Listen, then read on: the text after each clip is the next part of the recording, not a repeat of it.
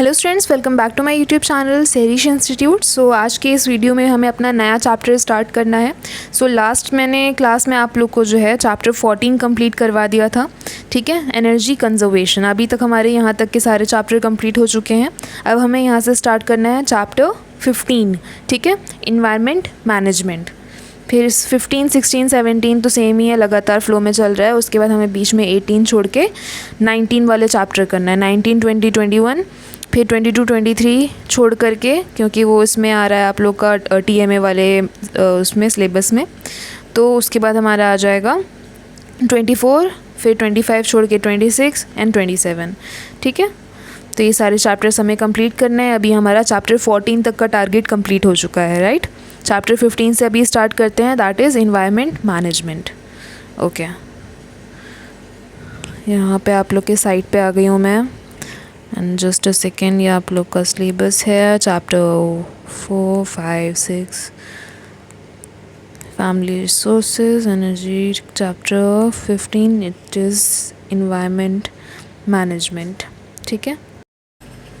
सो ये हमारा chapter 15 environment management. Obviously नाम से समझ में आ रहा है हमारे इन्वायरमेंट से रिलेटेड सारी चीज़ें हैं इसमें, ठीक है। सो इंट्रोडक्शन है, the day is not far off when a drop of water is going to cost us as much if not more than a drop of oil, ठीक है। अच्छा, ये दिन हमारे लिए दूर नहीं कि जब हमारा पानी भी जो है तेल की तरह बिकेगा।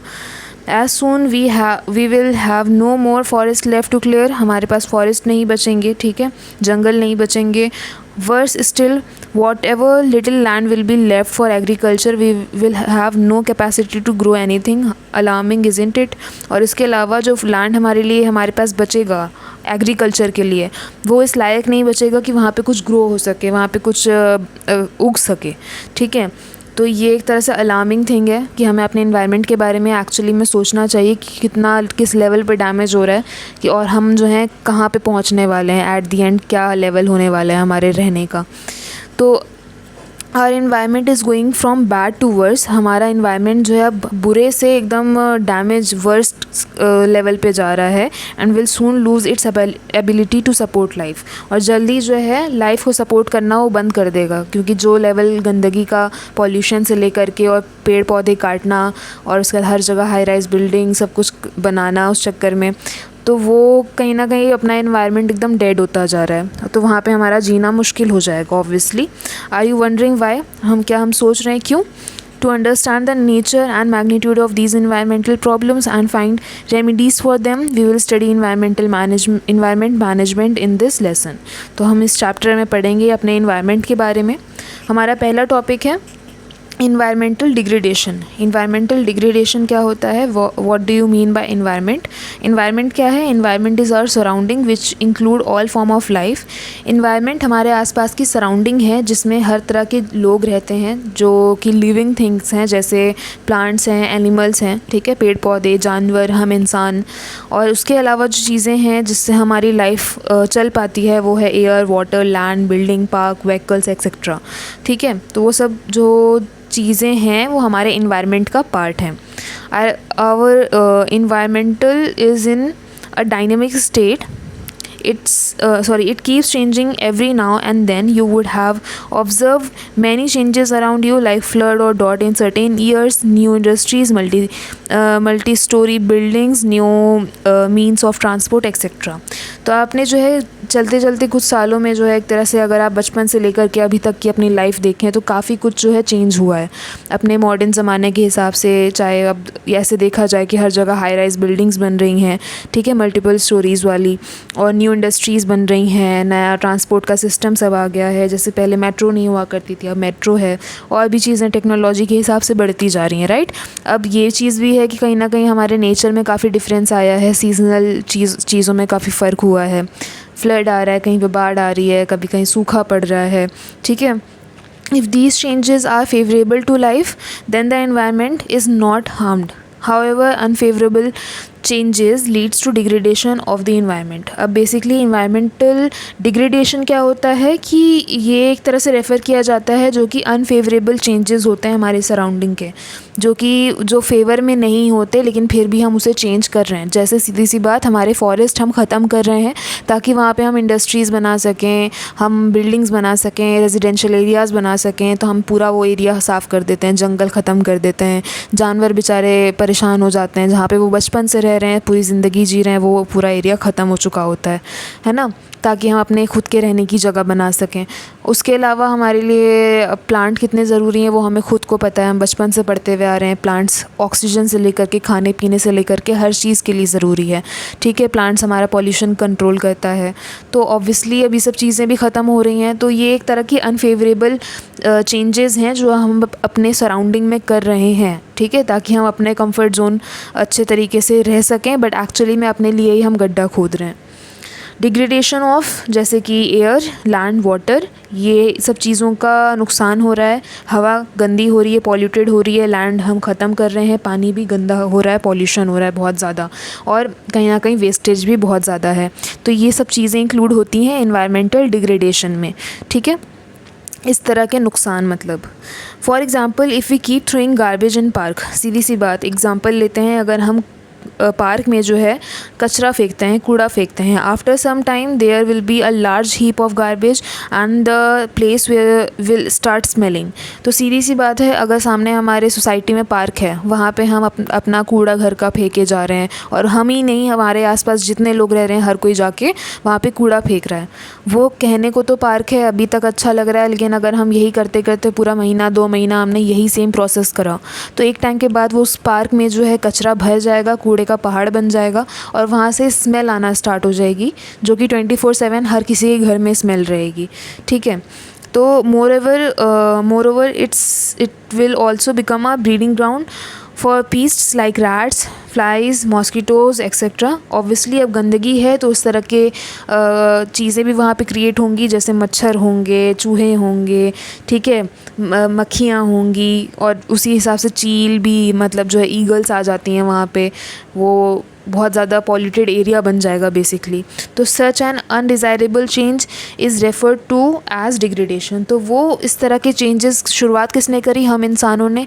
अच्छे खासे पार्क में हमने कूड़ा फेंकना शुरू किया और वो उसको पॉल्यूटेड बनाया। अब हमने उसको तो पॉल्यूटेड बना दिया, वो अब इस लेवल पे पॉल्यूटेड हो गया कि वहाँ पे गंदगी इतनी क्रिएट हो गई, गंदे जानवर, चूहे और 10 तरह के कीड़े मकोड़े, फिर अलग अलग चिड़िया, वहाँ पे चील आ रही है, उन्हें खा रही है, स्मेल अलग कर रहा है वो एरिया, है ना। तो ये सब चीज़ें एक तरह से हमने अपनी सराउंडिंग को खुद चेंज करा, खाली इस हालत में कि हाँ, या एक बैड हैबिट में, अनएथिकल बिहेवियर में कि हम अपना कूड़ा ले जाके पार्क में ऐसे उछाल के फेंक दें, है ना। तो वो एक लेवल हमारा एक ह्यूमन नेचर बदतमीज़ी हो गई एक तरह से, अपने एनवायरनमेंट को हमने ख़राब अपने हाथों से करा।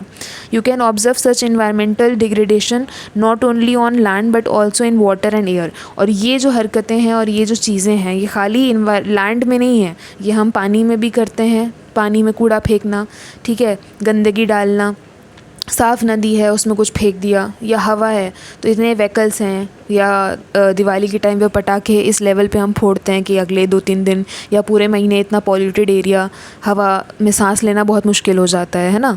तो ये सब चीज़ें कहीं ना कहीं अपने एनवायरनमेंट को डैमेज करती हैं। Okay, so who causes environmental degradation? You must be aware that most of the environmental degradation has been caused by man. तो obviously most of the environmental degradation, जो environment को हम harm पहुँचाते हैं, जो चीज़ें ख़राब हो रही हैं, उसका कहीं ना कहीं ज़िम्मेदार ज़्यादातर इंसान खुद है ना। Take a paper and pencil and list some of these causes you can think of. Did you list include of the following? जैसे हम uncontrollable population growth। अच्छा, तो जैसे वो चीज़ें जो कि हम एक पेन और पेंसिल यहाँ पे बोला जा रहा है, लेके बैठो और लिस्ट बनाओ कि क्या क्या चीज़ें जो हैं इन्वायरमेंट को हार्म करते हुए रीज़न बन रही हैं, ठीक है। जैसे पहला है कि हद से ज़्यादा पॉपुलेशन हो जाना, ओके। लोग बहुत ज़्यादा बढ़ रहे हैं तो उनके जो जहाँ पे लोग ज़्यादा रह रहे हैं वहाँ हौच पौच है, सबका अपना बिहेवियर है, तरीका है रहने का, रहन सहन है, तो वो उतना ही, जैसे अब कूड़ा फेंकने की आदत है, अब वहाँ पे अगर 1 लाख लोग रह रहे हैं, 1 लाख लोग रोज़ कूड़ा फेंक रहे हैं उस जगह पे, तो ऑब्वियसली वो एरिया कहीं ना कहीं डैमेज होगा, एनवायरनमेंट डैमेज होगा ही होगा, है ना। टेक्निकल एडवांसमेंट हो गया, पुअर एग्रीकल्चर प्रैक्टिसेस हो गया, इम्प्रॉपर पर्सनल हैबिट्स हो गई, नेचर कॉजेज़, ठीक है। इस तरह के सारे रीजंस हैं हमारे पास जो कि हम इन्वायरमेंटल डिग्रेडेशन के लिए कह सकते हैं, उसको ज़िम्मेदार ठहरा सकते हैं। Let us learn more about these causes. जैसे पहला है अनकंट्रोलेबल पॉपुलेशन। मैंने सीधा सा बताया कि हद से ज़्यादा पॉपुलेशन लोगों की होना, लोग ज़्यादा हो गए हैं। You are aware that our country population is increasing every day. हमें पता है कि रोज़ हमारी कंट्री की जो पॉपुलेशन है बढ़ती जा रही है। एंड अब तो ये चीज़ भी क्लियर है कि चाइना से भी ज़्यादा हमारी पॉपुलेशन इंडिया की हो चुकी है, right. This leads to excessive demand in our environment in terms of food, fuels and space. तो जैसे जैसे पॉपुलेशन बढ़ती जा रही है तो हमारे इन्वायरमेंट में हमें जगह भी चाहिए, राइट।